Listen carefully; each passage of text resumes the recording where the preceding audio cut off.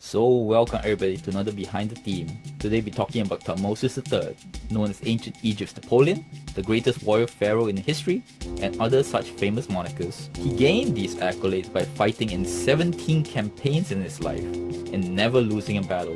On top of that, he is the warrior pharaoh that expanded Egypt's empire to its largest size in history. Now, Thutmose III became pharaoh at an early age, but due to his age, his stepmother, Hatshepsut, ruled as regent, and at one point even took the title of pharaoh for herself.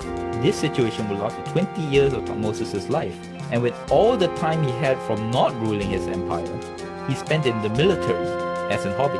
Although it must be noted that before his first campaign and the Battle of Megiddo, which we will get to next episode, he never really had any real battle experience.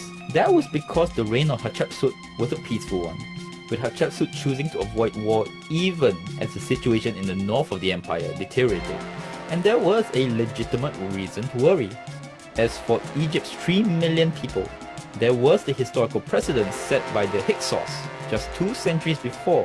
The Hyksos were nomadic people from the northeast and managed to invade and take over the northern part of Egypt. Now this was a surprise for all, as Egypt was considered invasion-proof.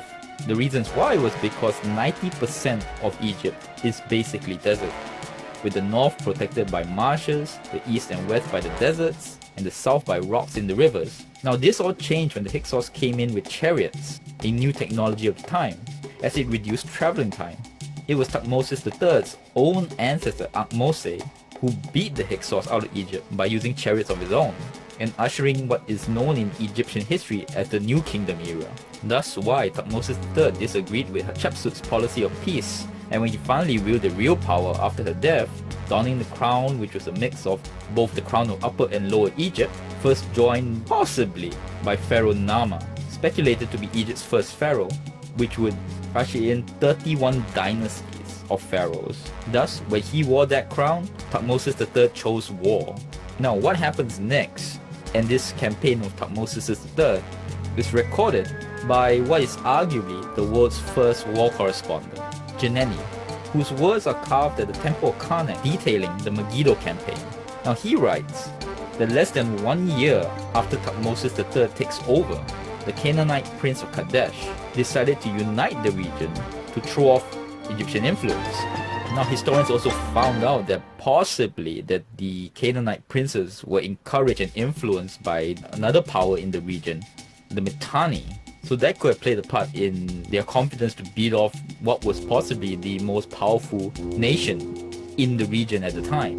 Now the Prince of Kadesh managed to gather to his cause 150 other princes and an army of about 10,000 men, and gathered them at the strategic city of Megiddo, which was only 150 miles from Egypt and straddles the major trade routes to the riches in the north. Now Thutmose III, instead of fighting a defensive war, decided to strike first, moving his entourage to the fortress of Tijaru and gathered his army. So the stage is set, and next time we will talk about the Megiddo campaign and how the Egyptians went to war. Also we'll talk about its after effects. So let me know what you think. Subscribe, comment, like. Thank you very much. Till next word.